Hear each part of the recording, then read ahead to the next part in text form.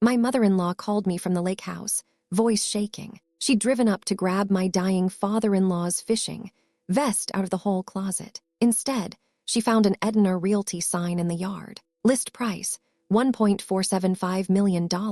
Seller some LLC in Eau Claire, Wisconsin we'd never heard of. Roy had been dead exactly 8 weeks. The lake house was supposed to be in his trust. I sat down on my kitchen floor, the dishwasher humming. I underwrite title insurance for a living. I already knew exactly what I was looking at. But let me start from the beginning. Call me Jenna.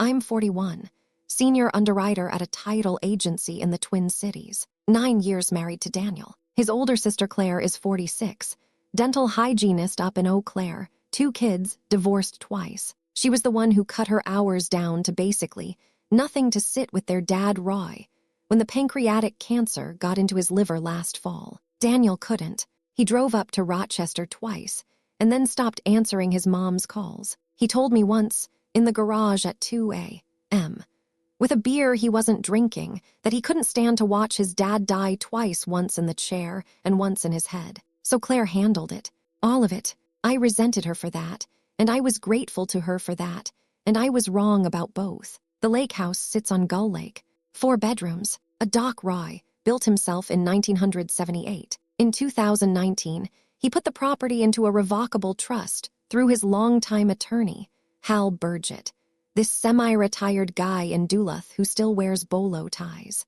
Roy's wife, Marlene, got a life estate in the Rochester house. Daniel was the remainder beneficiary of the lake parcel. Claire wasn't, and she wasn't cut out maliciously. Roy had paid for her dental school 20 years ago and told her, flat out, that the lake house was Daniel's in exchange. She agreed. I was in the kitchen when she said it. Here's what Claire did. When Roy's cancer turned terminal last August, Claire moved into the Rochester house to manage his affairs. She also started, quietly, forwarding his mail to a P.O. box in Eau Claire. Crow Wing County sent out its second-half property tax bill for the lake place in October. Delinquency notice in December. Then, on January 6, a final notice of public auction. Roy never saw any of them. He was in hospice by then. Couldn't speak. Hal Burgett, the trustee's attorney, had no idea. Claire had filed a change of address form at the courthouse back in August, listing herself as the trustee's mailing agent. Technically legal, functionally invisible. On February 11, 8 days after Roy died, the lake parcel went up at tax auction in Brainerd for $47,800 in back taxes and penalties. The only bidder was an LLC, registered the week before to Claire's address. The county issued a tax deed 30 days later. None of us knew, not until early April, when Marlene saw that sign in the yard and called me. And that brings us back to the moment I told you about me on the cold tile, dishwasher running, doing math I did not want to do. Here is where my job actually mattered. I underwrite title insurance. 15 years of it. I have spent my whole career looking at tax sale conveyances because they are the single most common reason my desk refuses to issue a policy. A tax deed has no warranty. It is only as clean as the notice procedure that produced it. If the delinquent owner wasn't properly served, the deed is voidable. If the owner was incapacitated and someone else was intercepting his mail, that's not just voidable. That's evidence. I did not confront Claire. I didn't tell Daniel. I pulled the tax file from Crow Wing County myself, the way any underwriter could. The change of address form was in there. Claire had signed it C. Rustad, trustee's agent. She wasn't the trustee. She had no written authorization from Roy. None from Hal Burgett. The signature had been notarized by a woman named Shari Bloom, a weekend notary at a UPS store in Menomonee.